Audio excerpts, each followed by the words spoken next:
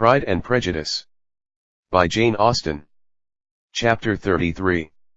More than once did Elizabeth, in her ramble within the park, unexpectedly meet Mr. Darcy. She felt all the perverseness of the mischance that should bring him where no one else was brought, and, to prevent its ever happening again, took care to inform him at first that it was a favorite haunt of hers. How it could occur a second time, therefore, was very odd. Yet it did, and even a third? It seemed like wilful ill-nature, or a voluntary penance, for on these occasions it was not merely a few formal inquiries and an awkward pause and then away, but he actually thought it necessary to turn back and walk with her. He never said a great deal, nor did she give herself the trouble of talking or of listening much, but it struck her in the course of their third rencontre that he was asking some odd unconnected questions about her pleasure in being at Hunsford, her love of solitary walks, and her opinion of Mr. and Mrs. Collins's happiness, and that in speaking of Rosings and her not perfectly understanding the house, he seemed to expect that whenever she came into Kent again she would be staying there too. His words seemed to imply it.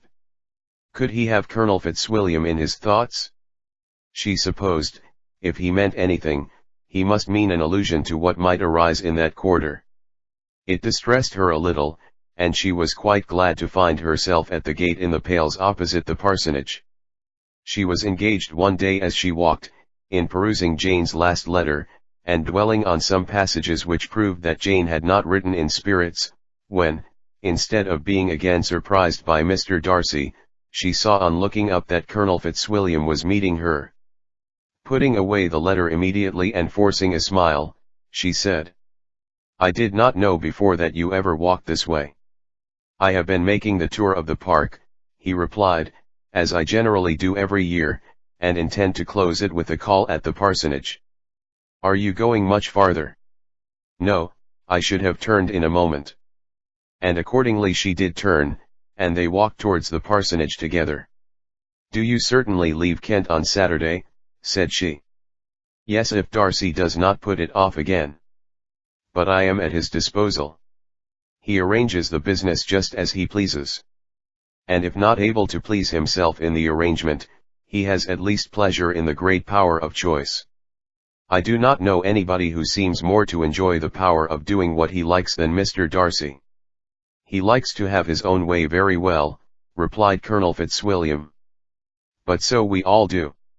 It is only that he has better means of having it than many others, because he is rich, and many others are poor. I speak feelingly. A younger son, you know, must be inured to self-denial and dependence. In my opinion, the younger son of an earl can know very little of either. Now seriously, what have you ever known of self-denial and dependence? When have you been prevented by want of money from going wherever you chose, or procuring anything you had a fancy for? These are home questions, and perhaps I cannot say that I have experienced many hardships of that nature. But in matters of greater weight, I may suffer from want of money. Younger sons cannot marry where they like. Unless where they like women of fortune, which I think they very often do. Our habits of expense make us too dependent, and there are not many in my rank of life who can afford to marry without some attention to money. Is this, thought Elizabeth, meant for me? And she colored at the idea, but, recovering herself, said in a lively tone, "And pray, what is the usual price of an earl's younger son? Unless the elder brother is very sickly, I suppose you would not ask above £50,000. He answered her in the same style, and the subject dropped. To interrupt a silence which might make him fancy her affected with what had passed, she soon afterwards said, "I imagine your cousin brought you down with him chiefly for the sake of having someone at his disposal. I wonder he does not marry, to secure a lasting convenience of that kind. But, perhaps, his sister does as well for the present, and, as she is under his sole care, he may do what he likes with her." "No," said Colonel Fitzwilliam, "that is an advantage which he must divide with me. I am joined with him in the guardianship of Miss Darcy." "Are you indeed? And pray what sort of guardians do you make? Does your charge give you much trouble?" Young ladies of her age are sometimes a little difficult to manage, and if she has the true Darcy spirit, she may like to have her own way. As she spoke she observed him looking at her earnestly, and the manner in which he immediately asked her why she supposed Miss Darcy likely to give them any uneasiness, convinced her that she had somehow or other got pretty near the truth. She directly replied, "You need not be frightened.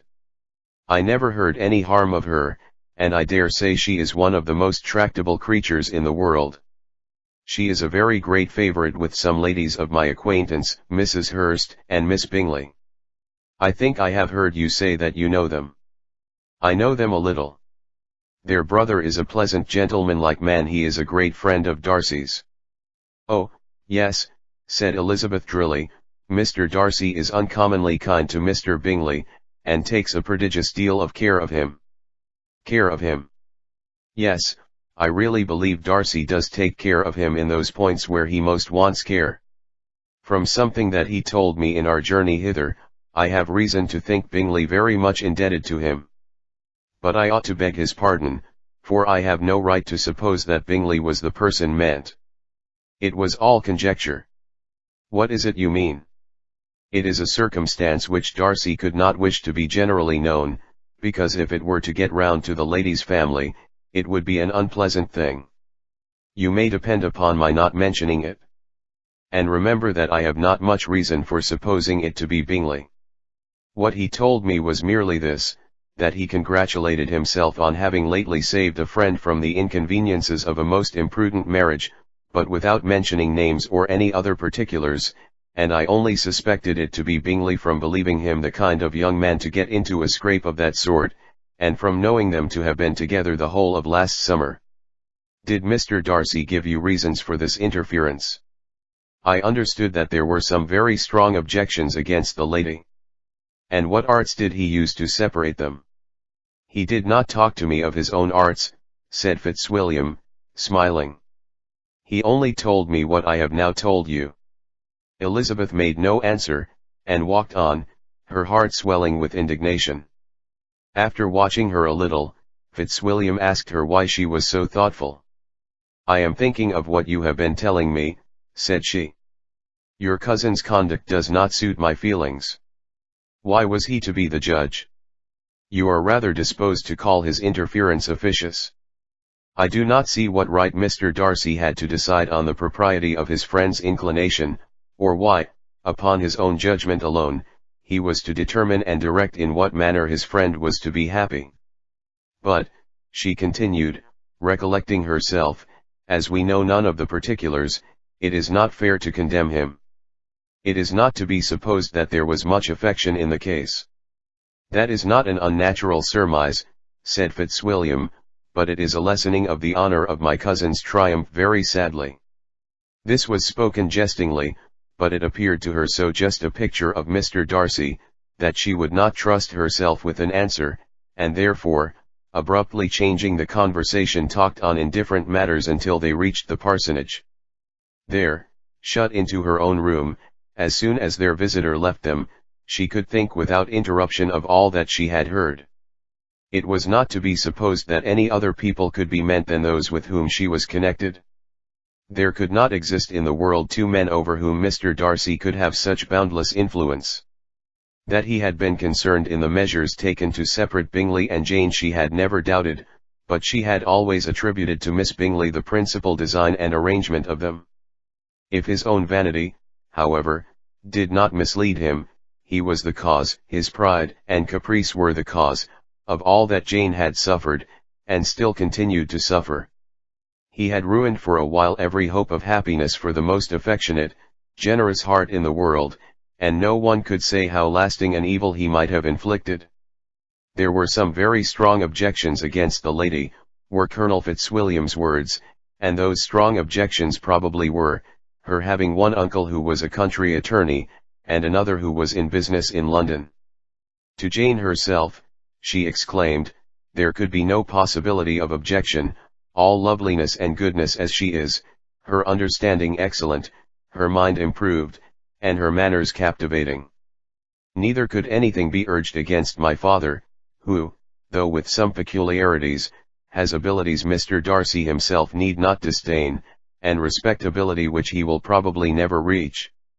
When she thought of her mother, her confidence gave way a little, but she would not allow that any objections there had material weight with Mr. Darcy, whose pride, she was convinced, would receive a deeper wound from the want of importance in his friends' connections, than from their want of sense, and she was quite decided, at last, that he had been partly governed by this worst kind of pride, and partly by the wish of retaining Mr. Bingley for his sister. The agitation and tears which the subject occasioned, brought on a headache, and it grew so much worse towards the evening, that, added to her unwillingness to see Mr. Darcy, it determined her not to attend her cousins to Rosings, where they were engaged to drink tea. Mrs. Collins, seeing that she was really unwell, did not press her to go, and as much as possible prevented her husband from pressing her, but Mr. Collins could not conceal his apprehension of Lady Catherine's being rather displeased by her staying at home.